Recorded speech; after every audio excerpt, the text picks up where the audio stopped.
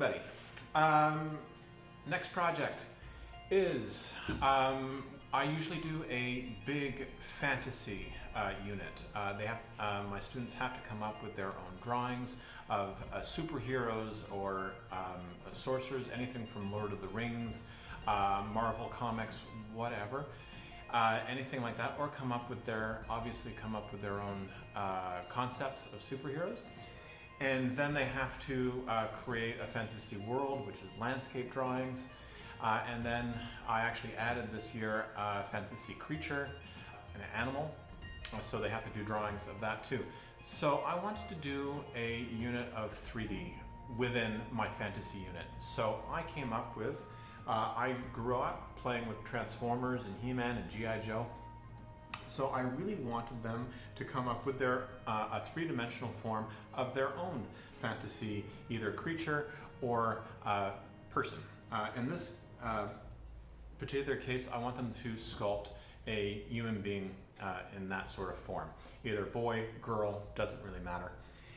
And to maybe take from their drawings and see if they can get the dimensions right with their sculpture and create their own, say, action figure. I even wanted to create an articulated wing for my action figure as well. The hard part is to get it to stand upright.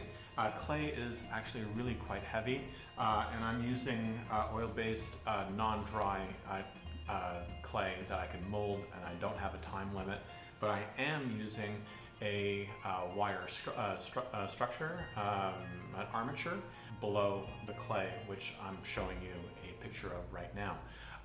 But the wire really has to be quite strong and maybe double it up a little bit, because the clay itself, this action figure, is probably over a pound. So you might have to build a stand for it to keep it from falling over. But if you can get it to balance, that would be great too. So I have a superhero pose, and my articulated wing is just made up of coffee wooden stir sticks.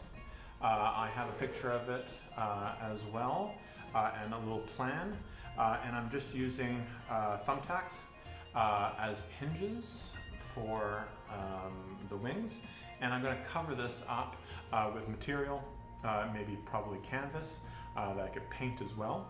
And so, because I wanted my superhero to have wings as well, so I'm going to attach it to the back. I'm going to put clothing on my superhero. It's probably going to be modeled after some creatures from Lord of the Rings. It'll look like a medieval soldier. So I'm going to use probably either you could use tin foil or other very, very thin metals for armor. I'm definitely going to have some sort of helmet and some clothing for made out of anything you could find around the art room. You could use materials, canvases. You could even use tissue paper. Actually drapes quite well for costume. So, welcome back everybody. I finally got the wings installed on my warrior.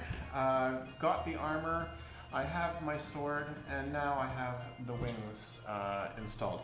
The only thing I did to hang the wings on top of my action figure was to use a toothpick, and it is hanging freely on his back.